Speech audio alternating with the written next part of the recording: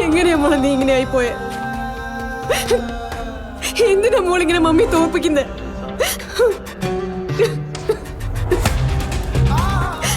കരയണ്ട മമ്മി, കരയല്ലേ.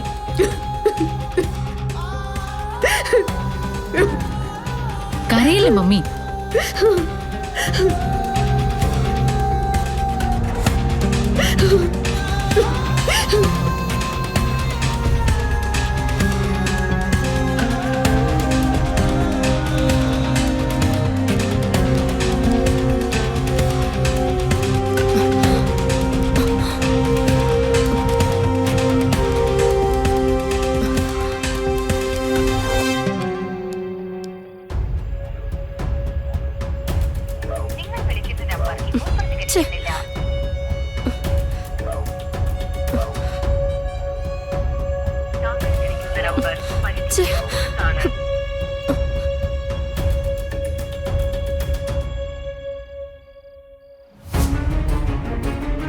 ഇത് നീ സ്വയം വന്ന് വീണ കുഴിയാ.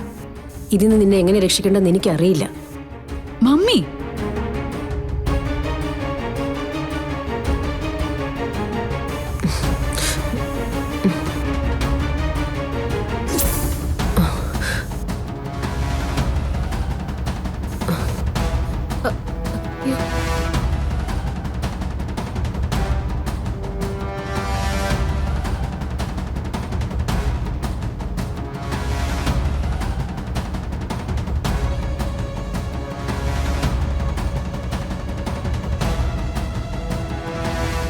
മോളിക്കുട്ടി, മോളുടെ ആവശ്യമില്ലാത്ത ആളുകൾ വന്നു കഴിഞ്ഞാൽ ഒന്ന് എന്നെ വിളിക്കാൻ മാറത്തില്ല നിനക്ക്?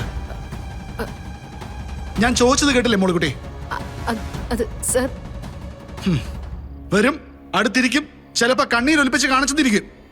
ജീവിതത്തിൽ അത്തരം അഭിനയങ്ങളൊക്കെ ഒരുപാട് നടത്തി പരിചയമുള്ള. എന്താ മാഡം, എന്താ ഇവിടെ?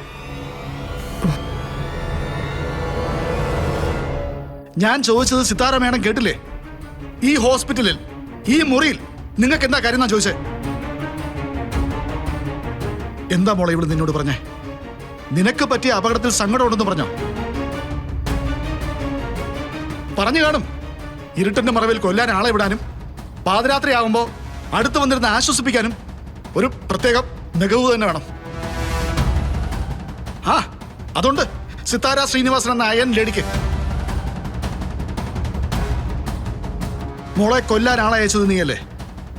അല്ലേ? കൊല്ലാൻ ശ്രമിച്ചിട്ട് നടന്നില്ല. അപ്പൊ പിന്നെ അടുത്ത് വന്നിരുന്ന് സമാധാനത്തിന്റെ ദൂതയാവണം അല്ലേ? ഞാനൊന്നും ചെയ്തിട്ടില്ല. ചെയ്തിട്ടില്ലേ? പിന്നെ എങ്ങനെ കൃഷ്ണ ഹോസ്പിറ്റലായെന്ന് നീ അറിഞ്ഞു? കൃഷ്ണ വിളിച്ചു പറഞ്ഞോ അതോ മോളിക്കുട്ടി വിളിച്ചു പറഞ്ഞോ?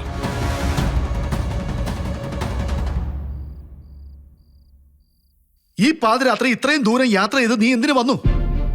കൃഷ്ണനെ സമാധാനിപ്പിക്കാനോ? പറയാൻ. സിതാര ശ്രീനിവാസനെ എനിക്ക് നന്നായിട്ടറിയാം. ആളെ കൊല്ലാനും നീ മടിക്കില്ല.